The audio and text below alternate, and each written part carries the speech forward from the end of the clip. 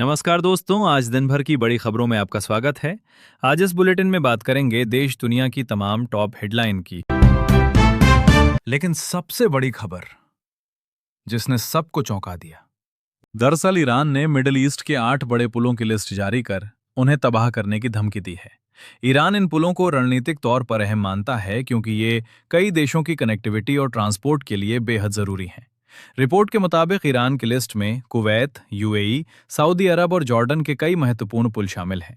इनमें Sheikh Jaber अल अहमद समुद्री पुल, Kuwait, Sheikh Zayed bridge, Al Maqta bridge, Sheikh Khalifa bridge, UAE, King Fahd causeway, Saudi Arab Bahrain और Jordan के King Hussein, Damia और Abdoun bridge शामिल हैं।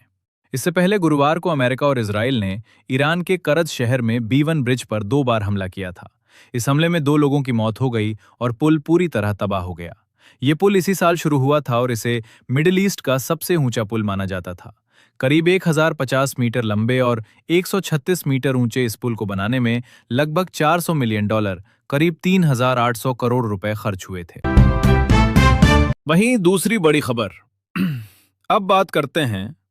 मौसम विभाग ने कई राज्यों में अलर्ट जारी किया है। तेज हवाएं और बारिश की संभावना जताई गई है। देश के कई राज्यों में अगले 3 दिन मौसम बदला रहेगा। मौसम विभाग ने जम्मू कश्मीर, हिमाचल प्रदेश, पंजाब, दिल्ली, हरियाणा, चंडीगढ़, राजस्थान, मध्य प्रदेश और महाराष्ट्र में बारिश का अलर्ट जारी किया है। हिमाचल और जम्मू कश्मीर में एवलांच की आशंका। MP, राजस्थान और हरियाणा में बारिश, 9 राज्यों में अलर्ट। दिल्ली में धूल भरी आंधी चली। उत्तराखंड में 6 जिलों में बारिश की संभावना, 5 के लिए येलो अलर्ट। पहाड़ों में बर्फबारी के आसार, लोगों को सतर्क रहने की सलाह दी गई है। मध्य प्रदेश, 42 जिलों में बारिश का अलर्ट। इंदौर, जबलपुर में ओले गिरेंगे। 60 किलोमीटर प्रति घंटा की रफ्तार से चलेगी आंधी। वहीं दूसरी बड़ी खबर, अब बात करते हैं राजनीति की। गृह मंत्री अमित शाह ने असम के गोलपाला में चुनावी सभा में कहा कि राज्य में UCC लागू किया जाएगा। इसके बाद कोई 4 शादी नहीं कर सकेगा। UCC में कांग्रेस आदिवासियों को डराती है, इसलिए आदिवासियों को इससे बाहर रखा जाएगा। बीजेपी अध्यक्ष नितिन नवीन बोले, 9 अप्रैल को कमल खिलेगा, फिर बीजेपी की सरकार बनेगी। वहीं पश्चिम बंगाल की CM ममता बनर्जी ने कहा कि अगर वोटर लिस्ट में घुसपैठियों के नाम थे तो प्रधानमंत्री नरेंद्र मोदी पहले भी उनके वोट से जीत चुके हैं। ऐसे में पहले उन्हें इस्तीफा देना चाहिए। इस बीच एक और बड़ा अपडेट सामने आया है। भारत सरकार ने एयरलाइंस को 60% सीटें बिना अतिरिक्त शुल्क के देने वाला आदेश फिलहाल रोक दिया है।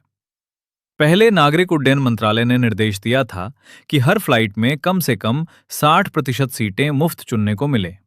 ये नियम 20 अप्रैल से लागू होना था। वर्तमान में 20% सीटें बिना किसी शुल्क के बुक की जा सकती हैं, जबकि बाकी सीटों के लिए भुगतान करना पड़ता है। बाकी सीट चुनने पर 200 रुपए से 2100 रुपए तक चार्ज लगता है।